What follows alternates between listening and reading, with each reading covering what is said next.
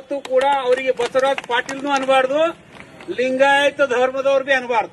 ಇಂಥ ಧರ್ಮದವ್ರು, ಇಂಥ ವ್ಯಕ್ತಿ ಲಿಂಗಾಯತ ಧರ್ಮದವ್ರು ಹುಟ್ಲಕ್ ಸಾಧ್ಯನೇ ಇಲ್ಲ.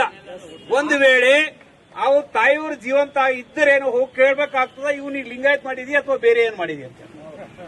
ಯಾಕಂದ್ರೆ ಇಂಥ ನಾಲಾಯಕ ವ್ಯಕ್ತಿಗಳು ಮತ್ ಹೇಳ್ಕೊತಾರೆ ನಾವು ಬಸವ ತತ್ವ ಅಭಿಮಾನಿಗಳು. ಬಸವ ತತ್ವ ಅಭಿಮಾನಿಗಳಿದ್ರೆ ಮೊದಲು ಅವ್ರ ತಲೆಯಲ್ಲಿ ಸಮಾನತೆ ಇರಬೇಕು, ದೇಶದ ಬಗ್ಗೆ ಗೌರವ ಇರಬೇಕು, ಎಲ್ಲರ ಬಗ್ಗೆ ಪ್ರೀತಿ ಪ್ರೇಮ ಇರಬೇಕು. ನಮ್ಮ ಬಾಯಿಲಿ ಹಿಂಸೆ ಮಾತುಗಳು ಬರಬಾರ್ದು.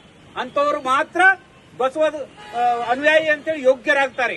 ಆದರೆ ಈ ವ್ಯಕ್ತಿ ಬಾಯಿ ತೆರೆದ್ರೆ ಬಚ್ಚಲು ಮರಿ, ಬಾಯಿ ತೆರೆದ್ರೆ ಹುಳಗಳೇ ಬೀಳ್ತಾವ, ಮಾತುಗಳು ಎಂದೂ ಬೀಳಲ್ಲ. ನಾವು ನೋಡ್ತಾ ಇದ್ದೀವಿ. ಈ ನಾಲ್ಕು ವ್ಯಕ್ತಿಗೆ ನಾನು ಅವತ್ತಿನ ದಿವಸ ಫೋನ್ ಮಾಡಿದ್ದೆ, ಯಾಕಂದ್ರೆ ನಾವು ಅವರು ಸ್ವಲ್ಪ ಒಂದೇ ಪಕ್ಷದಾಗ ಇದ್ದೇವೆ ಹಿಂದಕ್ಕ.